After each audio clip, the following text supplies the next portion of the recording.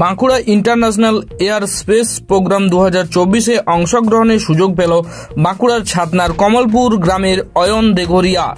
আগামী 11 থেকে 15 নভেম্বর মার্কিন যুক্তরাষ্ট্রের আলবামা ইউনিভার্সিটির ইউনাইটেড স্পেস রকেট সেন্টারে এই বিশেষ কর্মশালায় যোগ দেওয়ার কথা রয়েছে MDV DAV স্কুলের দ্বাদশ শ্রেণীর ছাত্র অয়নের পরিবার সূত্রে খবর, ছোট থেকেই সে মহাকাশ বিজ্ঞান নিয়ে বিশেষভাবে আগ্রহী। এর আগেও একাধিক প্রকল্প তৈরি করেছে সে। এবার হাতের কাছে স্বপ্ন পূরণের সুযোগ রয়েছে তার। জানা গিয়েছে পৃথিবীর নানান প্রান্ত থেকে প্রতিযোগীরা আলবামা ইউনিভার্সিটির ইউনাইটেড স্পেস রকেট সেন্টারের ওই কর্মশালায় অংশগ্রহণ করবেন। তার মধ্যে রয়েছে ভারতের অয়নও। ওই প্রতিযোগিতায় অংশগ্রহণকারীদের মধ্যে নির্বাচিত প্রজেক্টে পাড়ি দেবে ইন্টারন্যাশনাল স্পেস স্টেশনে।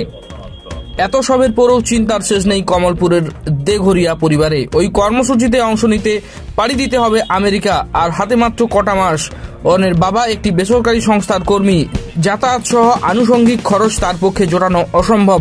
এই অবস্থায় কেউ বা কারা আর্থিকভাবে সহযোগিতা নিয়ে পাশে দাঁড়ালে অয়নের স্বপ্ন পূরণ সম্ভব হয় বলেই জানিয়েছেন তারা। আমাদের তো খুবই ভালো লাগছে যে এত বড় একটা অ্যাচিভমেন্টও পেয়েছে। ছেলে তো যাবে আমেরিকায়। হ্যাঁ, সেক্ষেত্রে কি বাধা হয়ে দাঁড়িয়েছে? বাধা হয়ে দাঁড়িয়েছে মানে অনেকটা অ্যামাউন্ট, তো যদি মানে ও স্পন্সরশিপ পায় তাহলে একটু ভালো হয় আর কি। ছেলে যেভাবে পড়াশোনা করতো আপনার কিভাবে সহযোগিতা করেছে? হ্যাঁ, ছেলেকে আমরা প্রথমত ও ছোট থেকে এই স্পেস নিয়ে ওর একটু ভালো লাগতো, মানে ক্লাস 5 থেকে ও স্পেসের প্রতি একটু ভালো লাগা জন্মেছিল। তো লকডাউনের সময় ও এটা নিজেকে খুব ভালোভাবে তৈরি করে নিতে পেরেছে। ছোট ধরুন ও এইচএস দেবে, ওকে এখনো আমরা বলছি পড়ার জন্য। ও মানে এই স্পেস রিলেটেড নিয়েই ও পড়তে খুব ভালোবাসে আর কি। স্যার রিসেন্টলি স্যার আমার international air and space program যেটা ইউএস এর অ্যালাবামাতে হয়, সেখানে আমার সিলেকশন হয়েছে। সেটা স্যার আমাদের 11 to 15 নভেম্বর ওখানে হয়। তো ওটা সিলেকশন প্রসেসেই আমাদেরকে প্রথমে একটা প্রজেক্ট সাবমিট করতে হয়েছিল উইথ এসে রাইটিং। তো ওখানে যাওয়ার পর আমরা 5 ডেজে ওখানে আমাদেরকে অফলাইন প্রজেক্ট করানো হয়। তো সেই প্রজেক্টটা যা সব থেকে ওখানে বেস্ট হবে, তার প্রজেক্টটা টিম ওয়াইজ প্রজেক্ট করানো হবে আমাদেরকে। তো যে টিমের প্রজেক্টটা বেস্ট হবে ওখানে, সেই প্রজেক্টটা ইন্টারন্যাশনাল স্পেস স্টেশনে যাবে। হ্যাঁ স্যার বলুন। হ্যাঁ স্যার, আমি রাজ্যের মধ্যে প্রথম পেয়েছি। কোথায় যাবে? স্যার ইউএস এর অ্যালাবামাতে। মূলত কি বিষয়ের উপরে? স্যার এটা বেসিক্যালি আমার প্রজেক্টটা ছিল স্পেস ডেব্রিজ সাস্টেনেবিলিটির উপরে। বেসিক্যালি আমরা স্পেস ডেব্রিজটাকে কেমন করে রিইউজ করতে পারি। আবার সাপোজ অ্যান্টিনাও তো একটা স্পেস ডেব্রিজ হয়ে যাচ্ছে, আরও কিছু কিছু এসেনশিয়াল পার্ট আছে যেগুলো কমিউনিকেশন হেড, তো সেগুলোকে আমরা আবার রিইউজ করতে পারি চাইলে।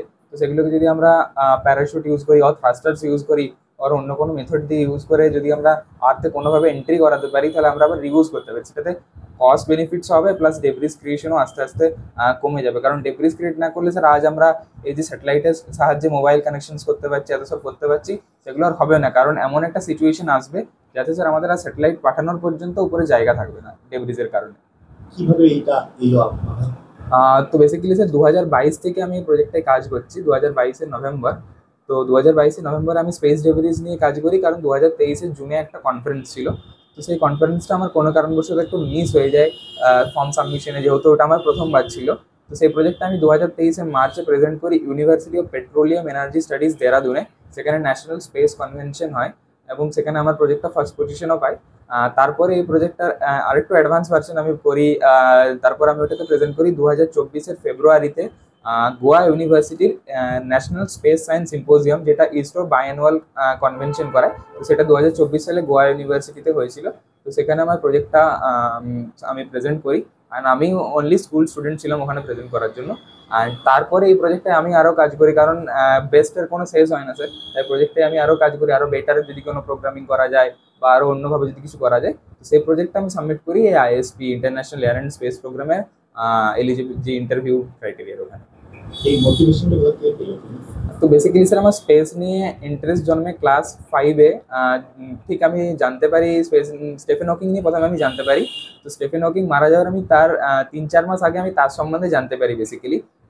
তো সেই টাইমে আমার প্রথমে অ্যাস্ট্রোনমি ভালো লাগতো। তারপরে আমার স্যার ক্লাস 2022-এ ইসরো ইউবিকা প্রোগ্রামে সিলেকশন হয়। তো ইসরো ইউবিকা প্রোগ্রামে যাওয়ার পরে স্যার আমার অ্যারোস্পেস ইঞ্জিনিয়ারিংয়ের প্রতি আরও ভালোবাসা জন্মায়, যেটা অ্যাস্ট্রোনমি থেকে আমার পরবর্তীকালে প্রপালশন সিস্টেমে শিফট হয়ে যায় পুরোপুরি। তো তারপর থেকে স্যার আমি এখন অ্যারোস্পেস ইঞ্জিনিয়ারিং এর প্রপালশন সিস্টেমটা বেশি ভালো লাগে। তো আমি ফিউচারেও ইচ্ছা আছে যে প্রপালশন সিস্টেম নিয়েই আগানোর, অ্যাডভান্স রিসার্চ করার। পরিবারের সহযোগিতা কিরকম পাচ্ছ? হ্যাঁ স্যার, সবসময়তেই আমি পাই, কারণ ফ্যামিলি সাপোর্ট ছাড়া স্যার কিছু করা সম্ভব নয় লাইফে। ফ্যামিলি সাপোর্ট, টিচার্সের সাপোর্ট আর ভগবানের ইচ্ছা ছাড়া। নিশ্চিত ভগবানকে সামনে রেখে চলেছেন। হ্যাঁ স্যার। কিসে বিশ্বাসী? হ্যাঁ স্যার, আমার কুলদেবতা হচ্ছে শিব আর দুর্গা, আর ইষ্ট দেবতা হচ্ছে আমার গোপাল। তো আমি সবাইকে একসঙ্গে নিয়ে চলি, কারণ শিব ভক্ত না হলে স্যার গোপালের ভক্ত হওয়া যায় না। মানে শিব পাঠালেই আমরা গোপালের ভক্ত হই। বাবা কি করে? স্যার আমার বাবা প্রাইভেট কোম্পানিতে জব করে, অফশোরে। কি নাম তোমার? আমার নাম অয়ন দেঘুরিয়া।